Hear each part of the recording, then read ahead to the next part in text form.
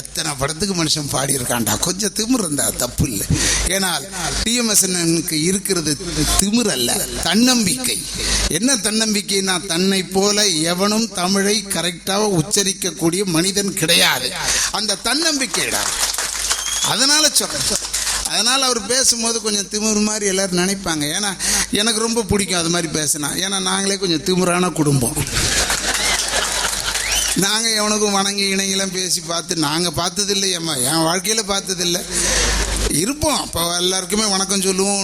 வணக்கம் சொல்கிறதுனால ரொம்ப வணங்கிட்டார் போல இருக்குன்னு தவறாக மட்டும் நினைக்காத. இந்த எம்ஆர் ராதா குடும்பம் மாதிரி மோசமான குடும்பம் உலகத்தில் கிடையாது. அதற்காக சொல்லிக் கொள்கிறேன். ஏன்னா எந்த ஊராக இருந்தாலும் சரி, எங்கேயா இருந்தாலும் சரி, எல்லாமே ஒரே ஊர் தான் அவங்க பொறுத்தளவில். அதனால் சொல்லிக்கொண்டு இப்போ என்னெல்லாம் அழைத்தார்கள். என் மாப்பிள்ளை ராஜீவெல்லாம் அழைச்சாங்க போது எங்கள் 2 பேர் தான் கூப்பிட்டுருந்தான், பழனிசாமி. நான் சொன்னேன், ஏதாவது நடிகையை கூப்பிடலையாடான்னு கேட்டேன். ஏன் அதெல்லாம் நீ வந்த அப்படின்னு சொல்கிறான். நான் தான் உன் குடும்பத்தில் எப்பவுமே இருப்பேன்டா, வருவேன்டா. நானும் என் மாப்பிள்ளை ராஜீவ்லாம் வந்தா எப்படிரா, ஏதாவது நடிகை வந்ததுடா கூட்டம் வரும், அதுக்காக சொல்கிறேன்டான்னு சொன்னேன். நீங்கள் வாங்கினேன்னு இங்கே வந்து பார்த்தா அந்த டிஎம்எஸ்ன்னு ஒரு குரலுக்கு எவ்வளோ பெரிய கூட்டம் படா இந்த இடத்துல. அதுதான் ஆச்சரியம். அதனால் இந்த ஒரு இடத்துல மட்டும் இல்லை, எங்கே இருந்தாலும் இப்படி தான் கூட்டம் வரும். ஆனால் ஒன்றே ஒன்று சொல்கிறேன் தமிழ்நாட்டு மக்களுக்கு, இதை இலவசம் போட்டதுனால இவ்வளோ பெரிய கூட்டம் வரக்கூடாது. பணம் போட்டாலும் வரணும். ஏன்னா அந்த குரலுக்கு மகிமை எப்படி, அதுக்காக ஏன்னா அந்த குரலுக்கு விலையே கிடையாது. டிஎம்எஸ் குரலுக்கு விலையே கிடையாது. அவர் கச்சேரிக்கு இவ்வளோ பணம் கூட கொடுத்துருப்பாங்க. அதெல்லாம் அவர் விலையே கிடையாது. ஏன்னா இது ராஜா காலத்தில் அண்ணன் டிஎம்எஸ் பிறந்திருந்தா ஒருவேளை ஒரு நாடை எழுதி வச்சிருப்பான் அவருக்கு, இந்த குரலுக்கு. இந்தாங்க என்ன அவர் தெரியாதனமாக இந்த இப்போ பிறந்துட்டார். ராஜாக்கள் இல்லாத நேரம் பார்த்து வந்துட்டார். அவர் கொஞ்சம் முன்னாடி இருந்திருந்தாருன்னா பரவாயில்ல. ராஜாக்களை ஒழிச்சதுக்கப்புறம் இவர் வந்தாரா கொஞ்சம் மாட்டிக்கிட்டார். இல்லைன்னா ஒரு நாடை எழுதி கொடுத்துருப்பான், இந்தா நீ வச்சுக்க இந்த குரலுக்கடான்னு. ஏன்னா அப்பேற்பட்ட ஒரு எல்லாரையுமே மயக்கக்கூடிய ஒரு குரல்.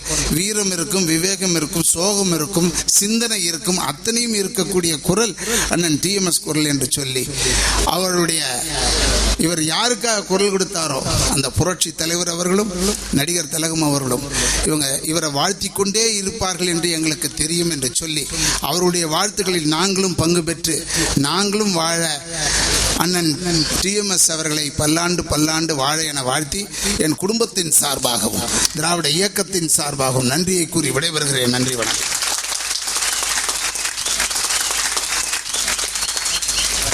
யதார்த்தமான பேச்சிலே எத்துணை ஆழமான விளக்கங்களை காண முடிகிறது. சொன்னது போல உலகத்திலேயே ஏழிசை வேந்தன் டிஎம் சௌந்தரராஜனின் பரம ரசிகன் டிஎம்எஸ் பழனிசாமி என்னாகத்தான் இருக்க முடியும் என்பது நிஜமான கூற்று. இவருடைய காரிலே டிஎம்எஸ், வரவேற்பு அறையிலே டிஎம்எஸ், இப்படி ஒவ்வொன்றிலும் தன்னுடைய அடைமொழியாக 3 எழுத்துக்களை வைத்துக் கொண்டு அமைதியாக செயலாற்றிக் கொண்டிருக்கிறார். சத்தமில்லாமல் சாதனை புரிந்து வருகிறார் டிஎம்எஸ் பழனிசாமி. ஸ்ரீ ஹனுமன் நெஞ்சை பிளந்து காட்டி ஸ்ரீ ராமரை காட்டினார். எங்கள் பழனிசாமி அண்ணனின் நெஞ்சுக்குள்ளேயும் இருப்பது ஏழிசை வேந்தன் டிஎம் சௌந்தரராஜன் என்பது நிதர்சனமான உண்மை. கலை மாமணி டிஎம் சௌந்தரராஜன் இப்போது உங்கள் முன் பாடப் போகிறார். கடல் போல திரண்டிருக்கும் எனது அருமை ரசிக பெருமக்களே, பெரியோர்களே, தாய்மார்களே, மேடையிலே சிங்கங்களை போல் உட்கார்ந்து கொண்டிருக்கிறார்கள். நடிகர் உலகத்திலேயே சிறப்பான பெயர் வாங்கினார் திருவாளர் எம்ஆர் ராதாவினுடைய வாரிசு. என்ன பேச்சு, திமிரான பேச்சு, பாரம்பரியத்தில் இருந்து வர்ற பேச்சு. அப்படி பேசுகிறார் அவர்கள். இவங்க அப்பாவே என்ன பாராட்டிட்டாரு, இவர் பாராட்டும் போது குறையாதான் எனக்கு தெரியுது. ஏன்னா நடிகவேள் அவர் பாராட்டுறதுன்னா சாதாரண விஷயம் அல்ல. அவர் யாரையும் திட்டியே பழக்கம். நீங்க சொன்ன மாதிரி உங்க பரம்பரையிலே திட்டுறது தான் கணக்கு வச்சுக்கிட்டு பேர் வாங்கினவங்க. அதுல நீங்களும் குறையில்லாம இருக்கீங்க. இப்பொழுதெல்லாம் நான் பேசிக்கிட்டு இருக்கேன், இதெல்லாம் பேசுறது இல்லை. எனக்கு பயம் இருந்தது, இப்ப பயம் விட்டு போயிருச்சு. எதுக்காக பயம் விட்டு போயிருச்சு? கடல் போல இப்படி கூட்டம் வந்தா ஒரு திமிர் வந்துடுது இல்லையா? நீங்க சொன்னீங்க நியாயமான பேச்சு. ஒரு பாட்டில் மயங்கி இப்படி கூட்டம் வந்து இருக்கிறதுன்னா, அன்னைக்கு எம்ஜிஆர் கூட்டத்தில் இப்படி ஒரு கூட்டத்தை பார்த்துருக்கேன். சிவாஜி பாடும்போது அவர் வந்து நாடகத்தில் நடிச்சா போகோன்னு கூட்டம் வருவாங்க. அது மாதிரி ஒரு தனி பாடகன். தமிழ் அரசியை, தமிழ் தாயை சுமங்கலியாக நிறுத்தி வைத்து மக்களுக்கு காண்பித்த ஒரு பாடகன். இன்னைக்கு எப்படி இருக்காங்க? அந்த அம்மாவை பார்த்தா ரொம்ப அலங்கோலமா இருக்காங்க. தமிழ் தாய் இன்னைக்கு லட்சணமா இருக்காங்க. அந்த காலத்துல சுமங்கலியாக, தீர்க்க சுமங்கலியாக நல்ல குங்குமம் போட்டு வச்சு அந்த சேலை ரவிக்கைகள்லாம் போட்டு மகாலட்சுமி மாதிரி அந்த தாய் இருந்தாங்க. இப்போ ரவிக்கை கிழிஞ்சு போய் பார்வையில எல்லாம் ரொம்ப மோசமாகி என்ன அவங்க பேசுறாங்கன்னுட்டு தனியா இப்படி காது கொடுத்து கொடுத்து கொடுத்து தாய் கேட்டுக்கிட்டு இருக்காங்க. இன்னைக்கு இந்த சௌந்தரராஜனை நல்ல திமிரோட நிறுத்தி வச்சிருக்காங்கன்னா அந்த பெருமை அந்த தமிழ் தாய்க்கு தான் சேரும். ஏன்னா எங்க சமூகம் சௌராஷ்டிர சமூகம், தமிழே பேச தெரியாதுயா, எல்லாம் உனக்கு தான் முடிச்சிருவாங்க, ஏகப்பட்டு திட்டுவாங்க, பதில் சொல்ல தெரியாது, எல்லாம் உனக்கு தான். அந்த சமூகத்தில் அட்டாமிக் பால் மாதிரி ஒரு சௌந்தரராஜன் பிறந்தார். எங்க பெரியவங்கள்லாம் எவ்வளவு அழுதுருப்பாங்க.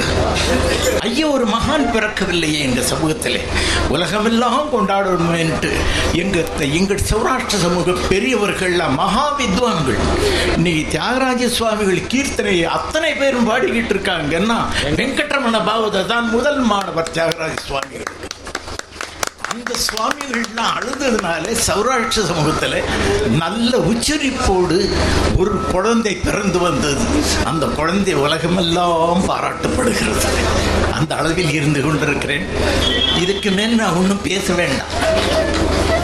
பாட்டு எப்படி வருது அப்படிங்கிறது உணர்ச்சி வசப்படுறேன். இப்போ எல்லா பாட்டையும் உணர்ச்சி வசத்தோடையே பாடி பாடி பாடி அந்த பெருமையெல்லாம் அந்த நடிகர்கள் இழுத்துக்கொண்டார்கள். அதிலே நான் சிறப்பான ஒரு புகழோடு விளங்கி கொண்டிருக்கிறேன். இப்பொழுது எந்த பாட்டை கேட்டாலும் இது எம்ஜிஆர் பாட்டு, இது சிவாஜி பாட்டு, அதைத்தான் சொல்லிக்கிட்டு இருக்காங்க. இப்பதான் ஐயா சௌந்தரராஜன் பாட்டுன்னு சொல்றாங்க. அது எதுக்காக சௌந்தரராஜன் பாட்டுன்னு சொல்றாங்க? அவங்க இல்லாததுனால தான் சொல்றாங்க. இருந்தா இன்னும் அவங்களே தான் சொல்லிட்டு இருப்பாங்க. நானும் பின்னாலே இருந்திருப்பேன், பின்னணி பாடகனா. இப்பதான் முன்னணி பாடகனா வந்திருக்கேன். மக்கள் பாராட்டின் பலத்திலே வாழ்ந்து கொண்டிருக்கிறேன். எல்லாரும் இவர் நீண்டாயோடா இருக்கணும், நல்லா இருக்கணும். இந்த பின்னால உட்கார்ந்து இருக்கிறவங்க எப்படி எல்லாம் நடிச்சுக்கிட்டு இருக்காங்க தெரியுமா? இவங்களை பற்றி எல்லாம் நான் அதிகமாக சொல்லக்கூடாது. மக்கள் எல்லாம் பாராட்டி பாராட்டி பாராட்டி அதையெல்லாம் ஏற்று ஏற்று இன்னும் நடிக்கிறதுக்கு என்னடா இருக்குன்னு தேடிக்கிட்டு இருக்காங்க. அவர்கள் உணர்ச்சிகள் எல்லாம் நான் வந்து பார்த்து பார்த்து ரசித்தோம். என்னை பாராட்டியவருடைய பிள்ளை எப்படி இருக்கார் அப்படிங்கிறதெல்லாம் மகிழ்ச்சியோடு இருக்கிறேன். இந்த ஒரு பழனிசாமியை பற்றி சொன்னார். அவர் எல்லாத்துக்கும் டிஎம்எஸ் நம்ம இன்கம் டேக்ஸ்காரன் பார்த்தான்னா சௌந்தரராஜனுக்கு இவ்வளவு தோட்டங்கள்லாம் இருக்கா, இவ்வளவு சொத்து இருக்காரு. எனக்கு அதுல கொஞ்சம் யோசனையா இருக்கு. ஆனா அன்பினால் வச்சிருக்காரு பேர். மக்கள் எல்லாம் இன்னைக்கு அவரை டிஎம்எஸ்ன்னு சொல்ல ஆரம்பிச்சிட்டாங்க. அதில் வந்து நான் ரொம்ப பெருமைப்படுறேன். இப்போ பகவானை கூப்பிடுறேன். கண்ணன் எப்படி பாடியிருப்பார்? கண்ணனுடைய பாடலை இந்த மூங்கில்கள் சொல்லி வருத்தப்படுகிறதாம். நாங்கள்லாம் வந்து காத்து வழியாக சவுண்டை கொடுத்தோம். நீங்க வந்து இந்த காற்றில் இருந்து கண்ணனை பாடுங்க, இந்த புல்லாங்குழல் அதுக்கு உதவியாகட்டும் என்று கண்ணதாசன் அவர்கள் கொடுத்தார். அந்த பாடலை இப்பொழுது உங்களிடம் சமர்ப்பிக்கிறேன்.